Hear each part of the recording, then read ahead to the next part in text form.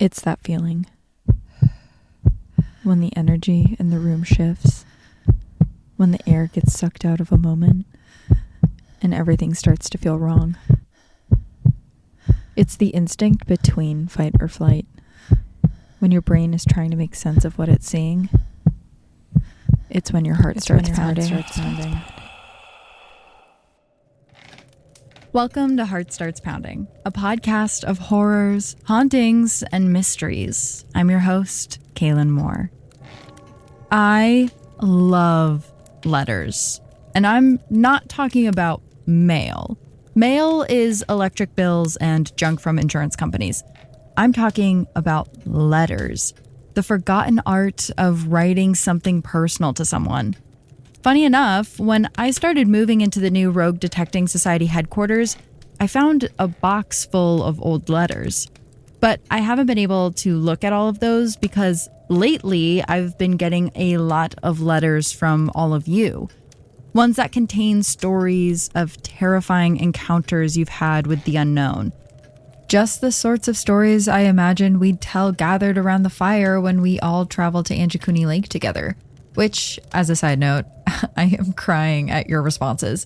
Last week, I jokingly mentioned that we should all take a camping trip to Uncanny Lake to see if we get beamed up by aliens. And all of your responses were like, I'm down, where do I sign up? And I'm so ready for the aliens to come get me, let's do this. Like, are you guys okay? Some of these letters in particular have really stuck out to me and left me quite freaked out, like this one from Julia. It reads, "My story starts when I was young. I lived in an old Victorian house that had a creepy basement that no one wanted to go in. You would often hear noises that weren't explainable and sometimes see things out of the corner of your eye. When I was just a kid, I would talk to what my parents thought was an imaginary friend. But I remembered seeing a girl. She was around 10 and wore a white nightdress. She told me her name was Natalie. I would often ask her to come to school with me, but she told me she couldn't leave the house. I forgot about these encounters for a really long time, and eventually my family moved out of the house. But last year, we got a message. I'm an adult now, so it's been years since I lived in that house. Our old house was being demolished for a new development, and while they were working, they found a hidden door in the basement. It must have been cemented over or something. The door was bolted shut, and when they got it open, they found two bodies. One was a man who was very tall, and next to him was a little girl, said to be around 10 years old, in a white nightdress. She was most likely killed with a knife. Now, I don't believe in ghosts, but this experience shook me to my core. Julia, that one shook me too. It really gives me chills. So today, I want to share some of these stories from listeners with all of you. And as a reminder, you can always send me your heart-pounding stories through our website, heartstartspounding.com. And it doesn't have to be tales of the paranormal either. It can be other terrifying tales. Maybe you were followed home once or got a bad feeling from someone who wouldn't leave you alone. Anytime something made your heart start pounding, you can share it with me. Okay, we're going to jump into some of those letters after a short break.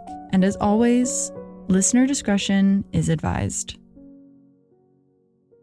This episode is brought to you by Quince.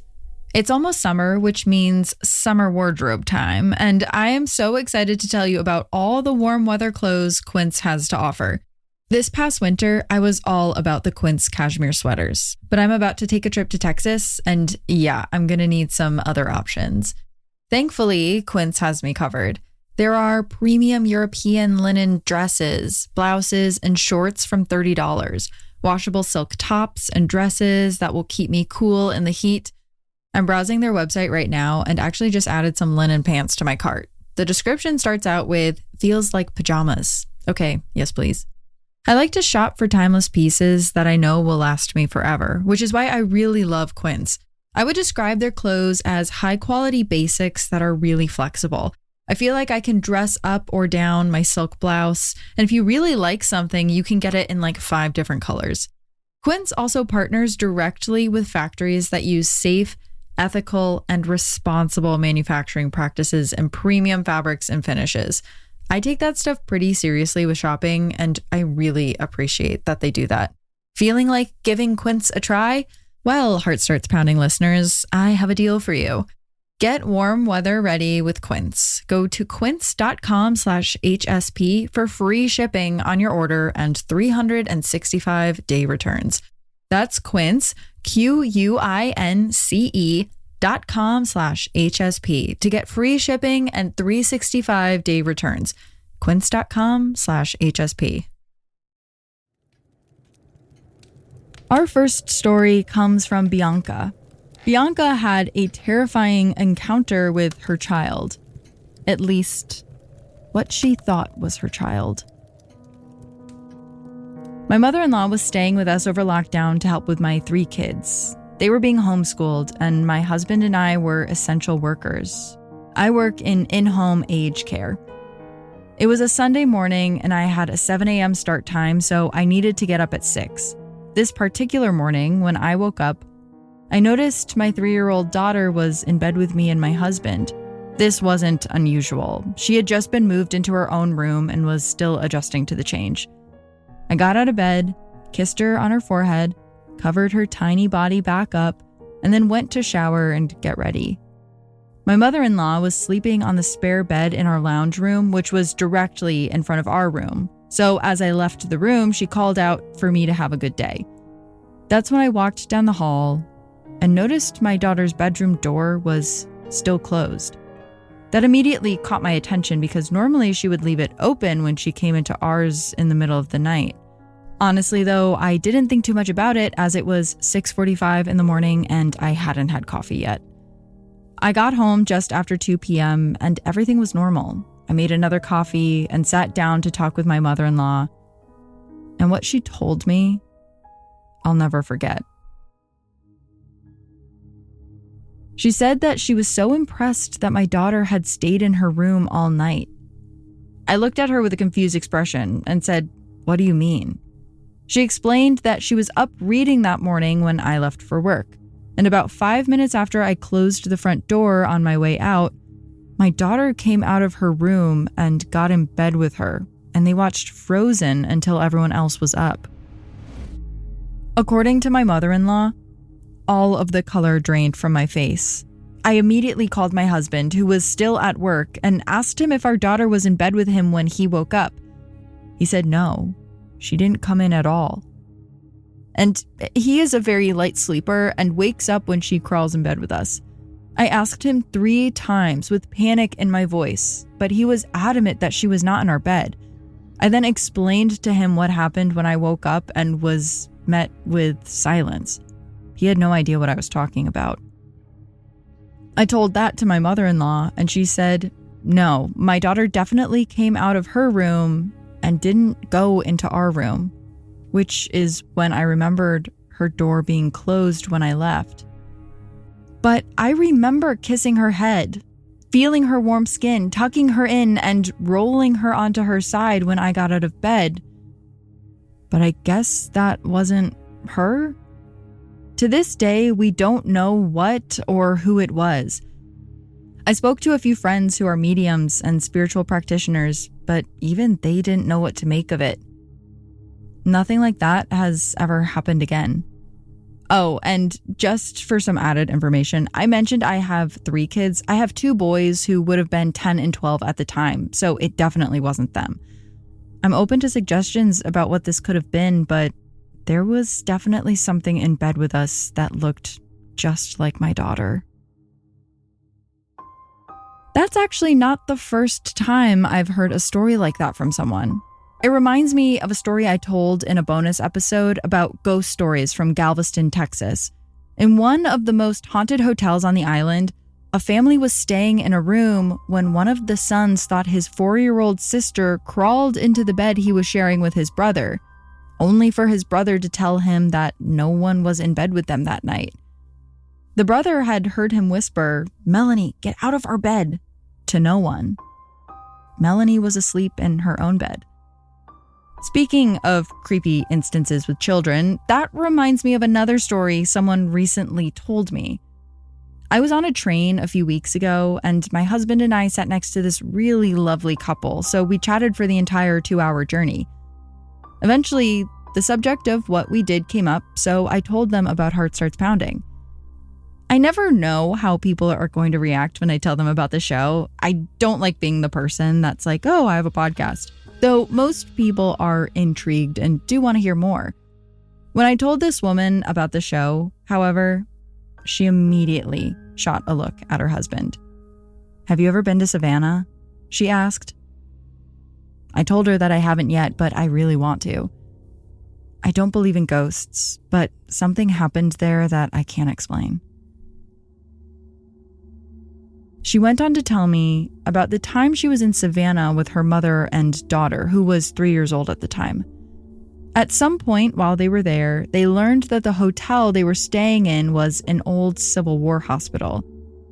She didn't give me the name, but a quick Google search will bring up a place like the Marshall House in Savannah, which was built in 1851, originally as a hospital for the yellow fever epidemic. Later, it was used as a hospital for Union soldiers in 1864 and 1865.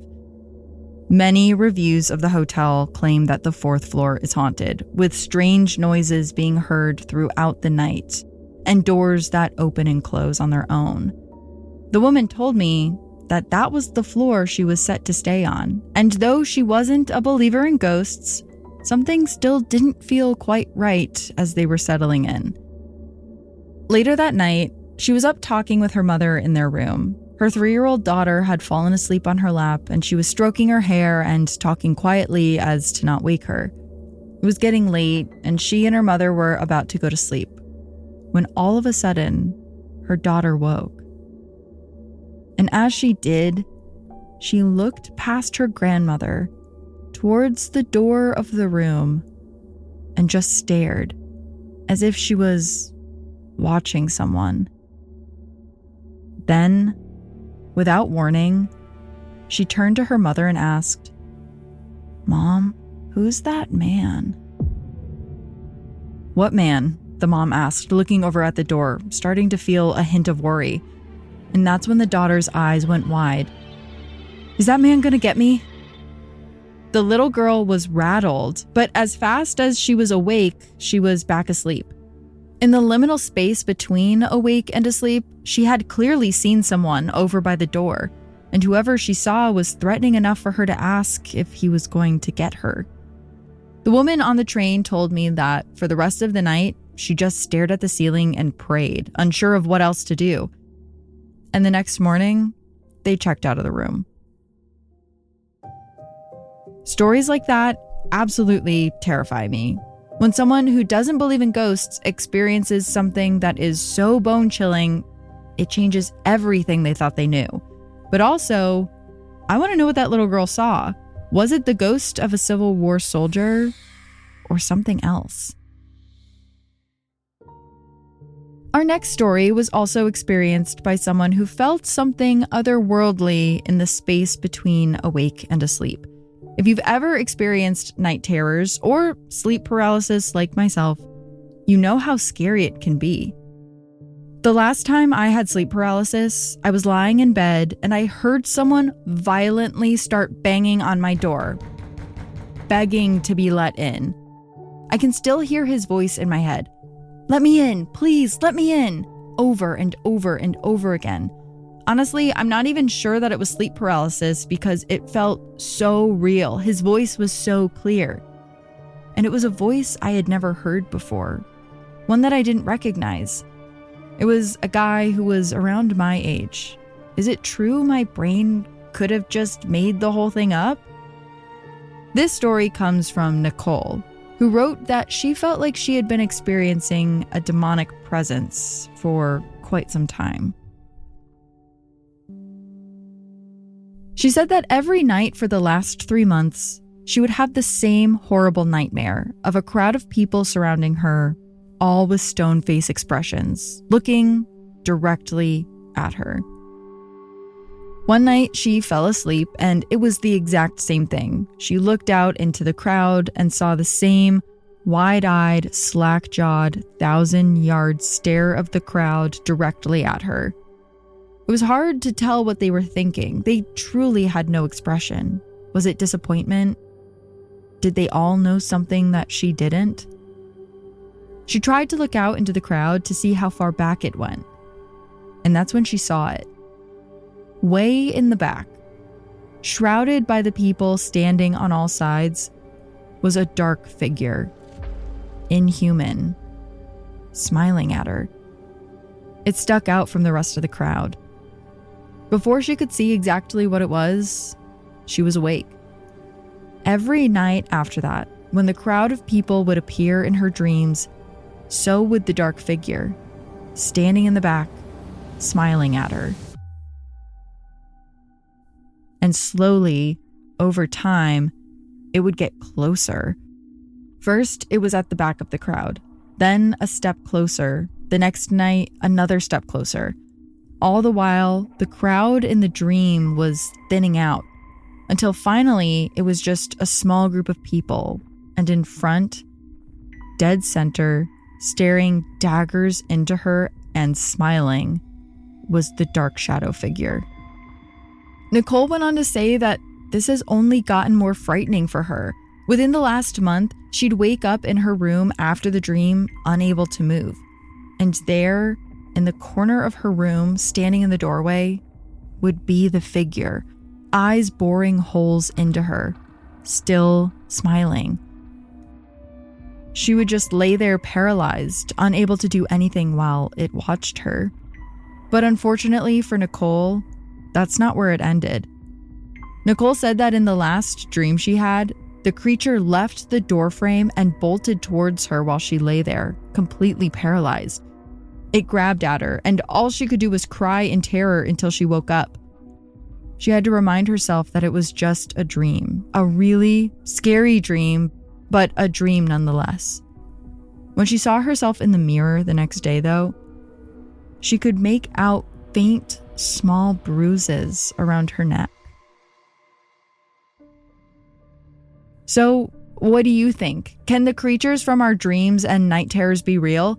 Was this shadow figure from Nicole's dream more real than she imagined? And does that mean that there was maybe someone standing at my door one night, begging to be let in? It makes me shudder just thinking about it. More after a short break. This episode is sponsored by Fume. One thing I've tried to teach you on this show is that some things from the past that used to be really popular ended up being very, very bad for us. People used to just walk around with hats full of mercury. Imagine. Maybe today you have a habit that is not very good for you. Well, Fume is here to take your habit and make it better, healthier, and a whole lot more enjoyable. Fume is an innovative, award-winning flavored air device. It has no vapor, so you can use it anywhere. There's no nicotine, so it's not addictive, and it uses non-toxic flavors. Maybe you're just done with toxic chemicals. I mean, I live in LA. I think I get enough. I have a Fume device that I keep by me on my desk while I write. I have like 6 different flavor cores that I can use, like orange, vanilla, and mint. It's like breathing in a nice herbal tea. Whenever I need to fidget, I'll breathe through the device or honestly just play with it. It's pretty weighty and it's held together by magnets, so it's really fun to click and twist, which keeps my hands occupied while I'm staring into space, contemplating my own mortality. Plus, Fume just released a magnetic stand, so there's no more losing it around the house. And even the stand is built with fidgeting in mind. You can spin your Fume around on it. Fume has served over 300,000 customers, and you can be their next success story. For a limited time, use my code HEART to get a free gift with your journey pack. Head to tryfume.com. That's tryfum.com and use my code HEART to get a free gift with your order today. Our next story is another letter I recently received from a listener that I could not stop thinking about. It reads, So my aunt lives in a house that's been in our family for generations. It was there when her dad, who is my grandpa, grew up. There's been a lot of love and joy in that house, but also a lot of heartbreak. When my aunt was just a baby growing up in that home, her aunt, who was my grandfather's sister, who had also been raised in that house, passed away. When you walk in the front door of the home, you walk into the living room, and off to the left is a doorway leading to a small sunroom. There's a love seat, a chair, and some other furniture, but my aunt never used that sunroom. She never even used her front door as the actual front door. Anyone entering the house always used the door on the back porch. And she would keep a large baby gate there to block the front steps so that people don't come up that way. Occasionally, she would open the front door in the summer to let some fresh air in and leave the screen door closed. But one summer, she was planning to redo the landscaping in the front yard. She spoke to a local landscaping company who told her they would come by that week to see it and talk about what she wanted.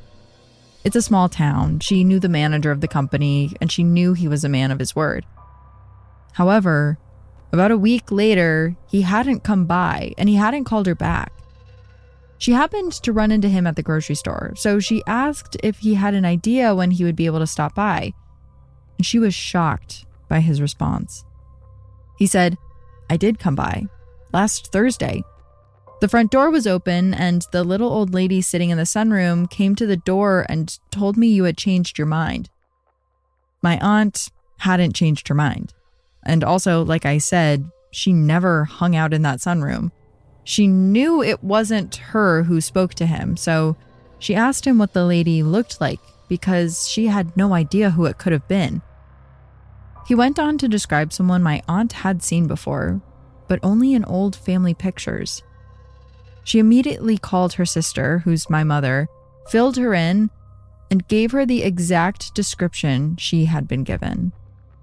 Once my mom confirmed who the description sounded like, there was no doubt it had been their aunt who passed away when my aunt was just a baby. Needless to say, my aunt decided not to change the landscaping. Okay, what is it with ghosts and landscaping?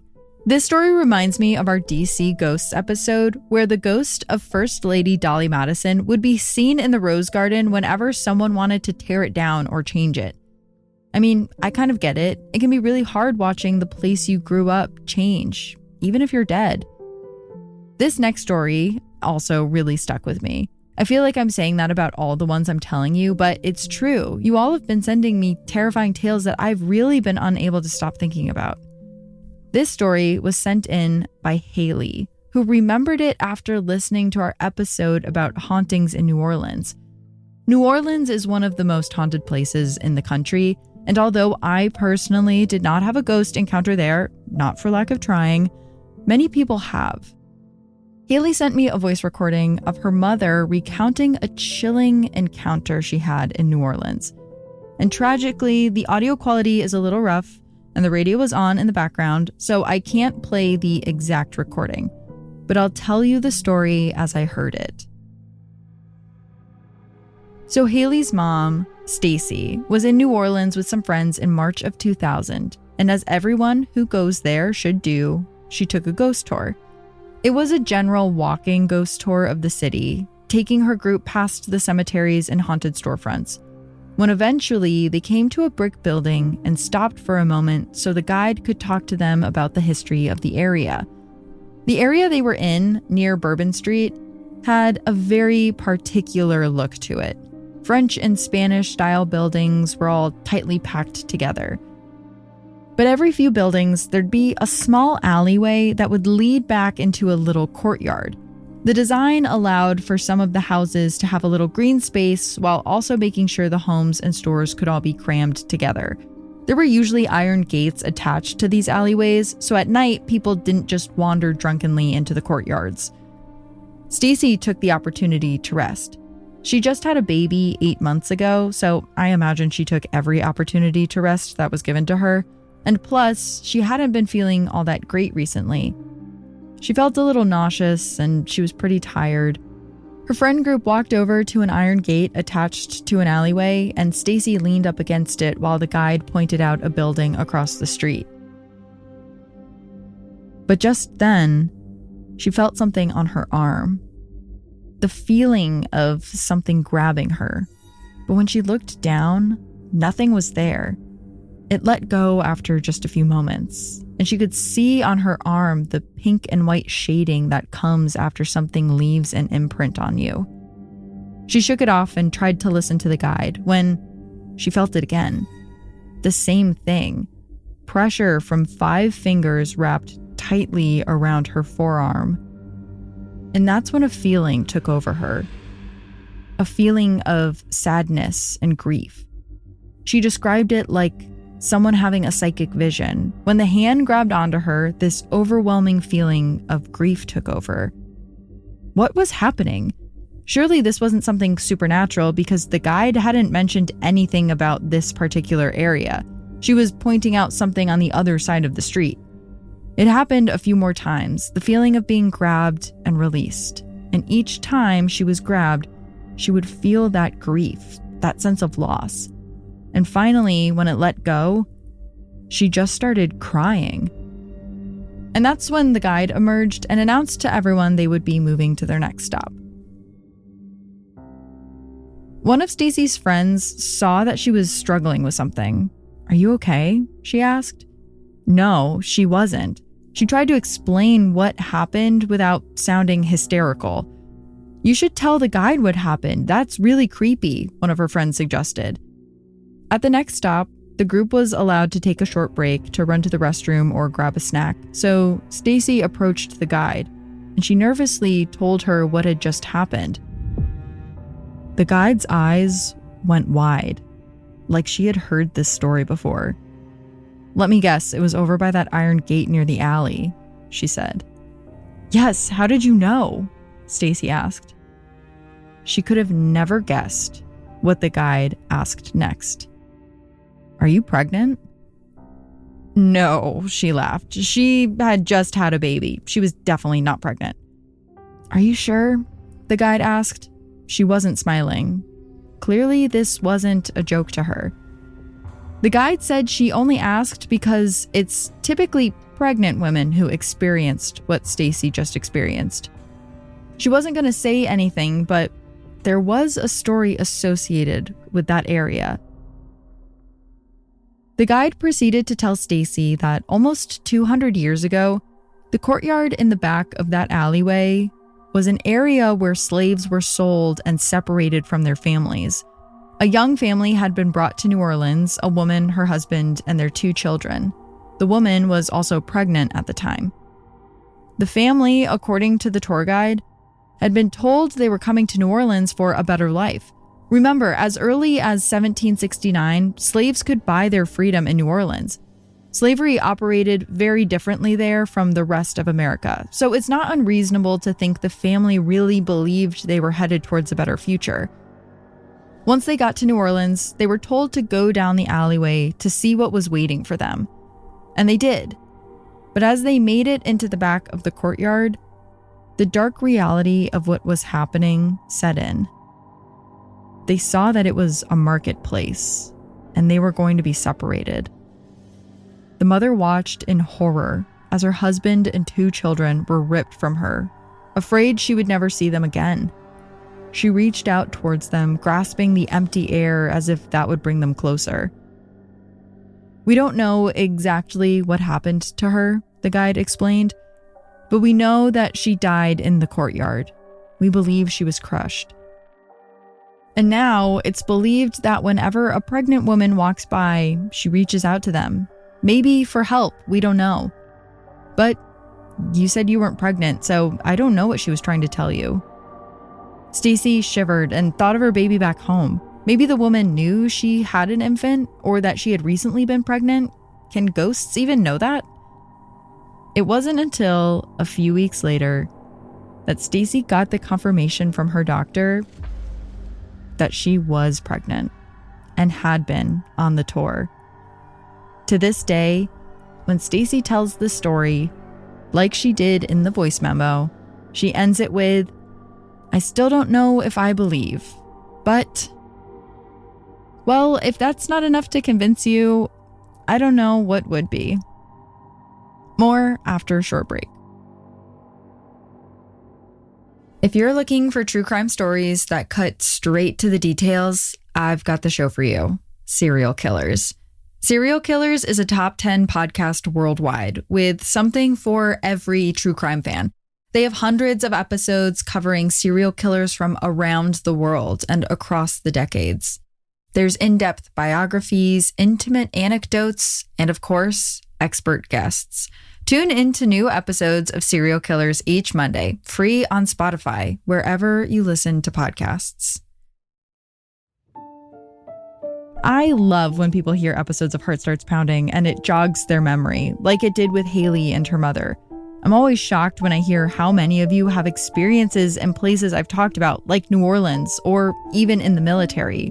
Or some of you reached out about the third man syndrome and having experiences. Recently, I did an episode on the dark history and hauntings of the Waverly Hills Sanatorium.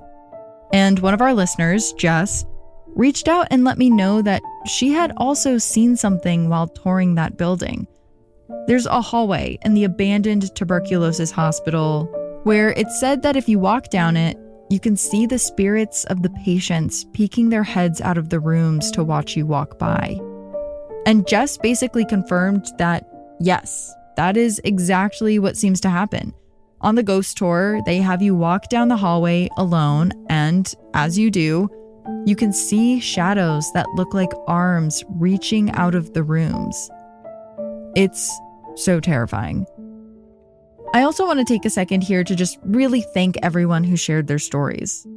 A lot of paranormal stories are wrapped up in other kinds of trauma, like losing loved ones or going through painful experiences in life, but I'm so glad you still shared them with me. And hopefully by sharing them with our little community, it can help people who are also going through the same thing. Also, if you can't get enough of listener stories, I read our producer 3 tales from listeners that didn't make the episode this week on Footnotes, which is available to the High Council tier on Patreon. Go check that one out if you want some more after this episode. Also, I want to bring up that I'll be looking for my next batch of stories for listener stories very soon. So if you have a story, please reach out. And like I said at the beginning, I don't just mean supernatural. We've covered scam artists on this show, deathbed confessions, the mishandling of human remains, and so much more. Anyone who has experienced anything dark or darkly curious, please feel free to reach out. There's a form on the website to submit your stories. heartstartspounding.com. This has been Heart Starts Pounding, written and produced by me, Kaylin Moore. Additional producing by Matt Brown.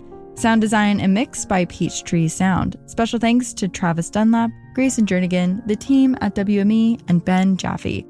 Have a heart-pounding story or a case request? Check out heartstartspounding.com. Until next time, stay curious. Ooh.